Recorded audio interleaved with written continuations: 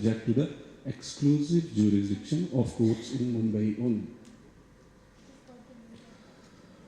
There was an objection which was raised to Section 9 and Section 11, and they said that as far as this case is concerned, this case should go to Mumbai High Court because Mumbai is the court which has got exclusive jurisdiction.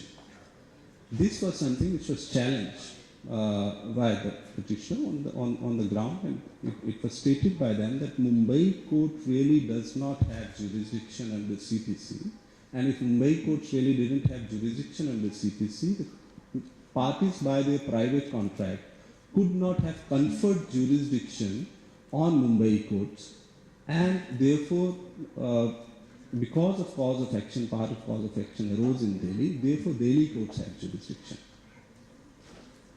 Delhi High Court essentially upheld that particular plea, and they did say that Delhi courts would be the courts of first instance because of cause of action having arisen in Delhi.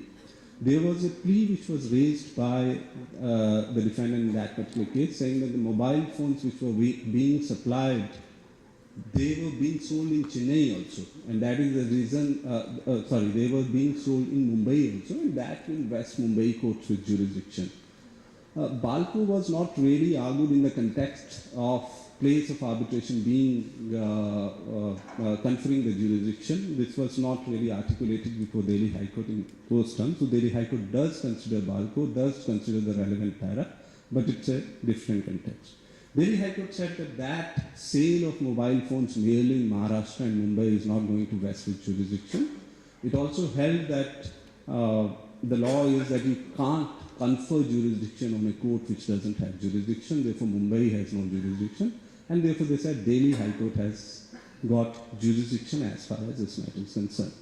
The matter was ultimately taken up to the Supreme Court, and Supreme Court essentially held that Mumbai High Court was the right High Court, and as far as Delhi High Court is concerned, Delhi High Court is not the right High Court.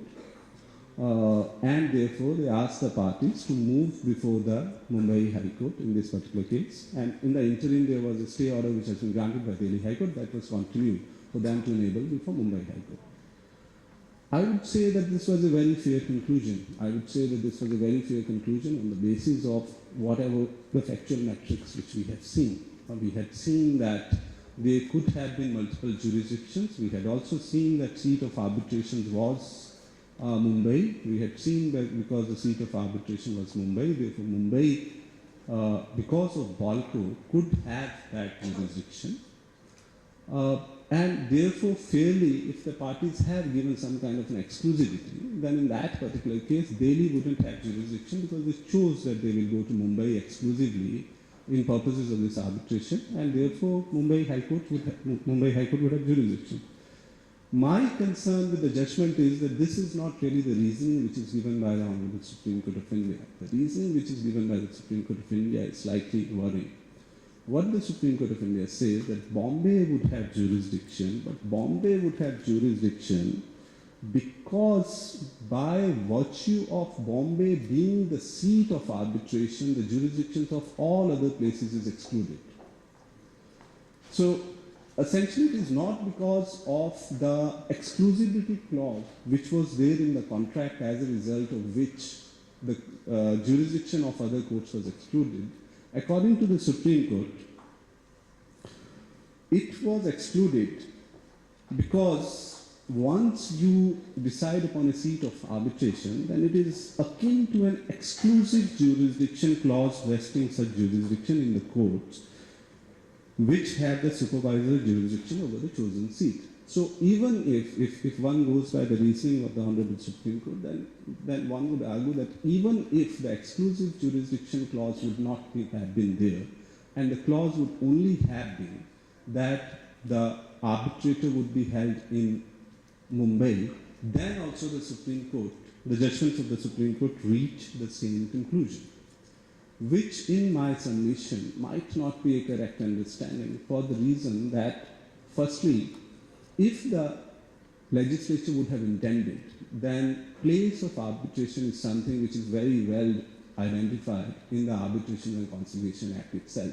Section 21, 22 and 23 deal with seat, place, venue of the arbitration.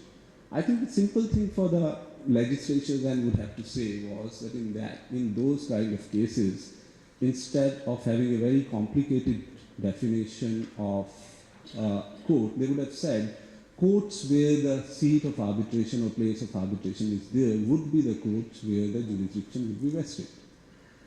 Also, I think the judgment fails to consider that there is a possibility which has been inherently recognized in the Arbitration and Conciliation Act itself, that multiple courts might have jurisdiction.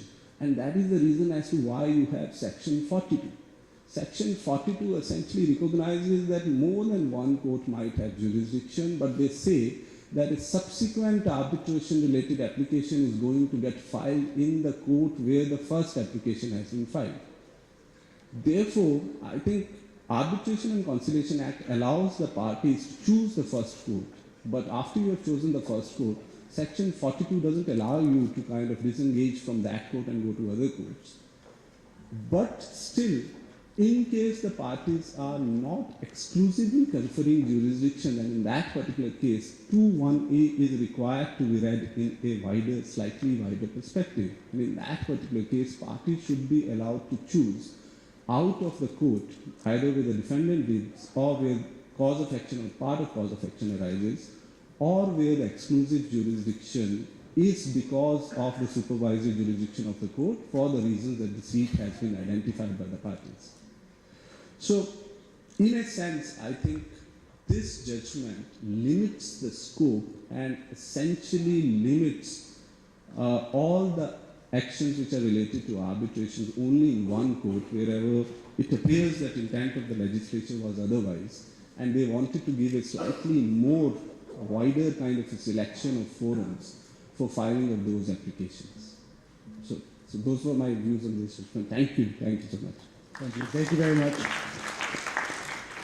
Now we're gonna hear from Sapna on an issue that I don't think has gotten a lot of attention and commentary. So this may be one of the first times we'll hear a real analysis of the issue of two-tier arbitration clauses.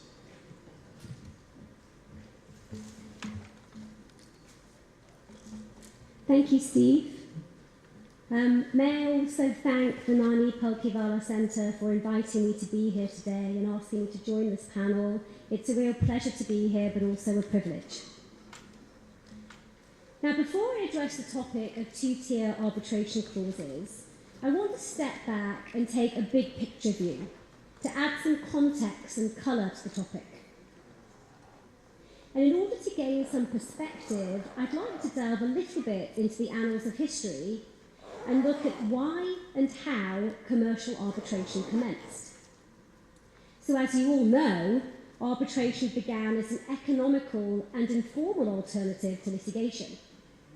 It was particularly well suited to trade disputes, where parties wanted a fast and inexpensive resolution to their dispute by a specialised tribunal who understood the subject matter of the dispute. In England, it emerged as a preferred dispute resolution mechanism of merchants, and specialised arbitral bodies sprung up to assist with the arbitration of disputes arising from different commodity trades. The Grain and Free Trade Association, or GAFTA, is just one example of such a body. A little closer to home, in India, the resolution of disputes by the panchayats is a form of arbitration which has been around for centuries, which offers a cost-effective and final resolution to disputes, generally without appeal. So as arbitration has evolved, the absence of any appellate mechanisms has been an attractive feature of the arbitration process. It promised to keep costs low and help parties achieve finality more promptly. But since the development of commercial arbitration, from its fairly modest beginnings, it has morphed into a much larger and more unwieldy species of dispute resolution. Whilst the absence of an appellate mechanism developed as a feature of arbitration to help reduce costs for parties and increase certainty, some commentators and critics of international arbitration feel that paradoxically it has in fact increased costs. With no appeal process, parties approach the arbitration process as a one-shot contest where the winner takes it all. There is no second chance for a favourable outcome, so parties pour all their resources into the battle. They leave no stone unturned and no point unargued, just like the arbitrators, as Lord Goldsmith mentioned this morning in his speech. So by contrast, in the traditional court mechanism, issues would be crystallised, filtered, fine-tuned, as a case passes through first instance proceedings and then the appellate process. So by way of introduction, I raise the general question: is some sort of appeal process now, in fact, a welcome, maybe even necessary feature of modern commercial arbitration? So with that conceptual question left for you to digest, I'm going to look a little bit at the nuts and bolts of two-tier arbitration. So I'm going to look at what is two-tier arbitration, is it permissible in India, and is it feasible in India? In fact, generally. So what is two-tier arbitration? Well, I put a definition on this slide. A two-tier arbitration clause provides for an arbitration mechanism in two stages, where a party has an option to appeal the first award to another tribunal. Now, I use the word appeal loosely there because the review process you have in two-tier arbitration is generally very different from what we understand as the features of an appeal process in litigation, and I'll address that again in a moment. So what kinds of institutional two-tier mechanisms do we have?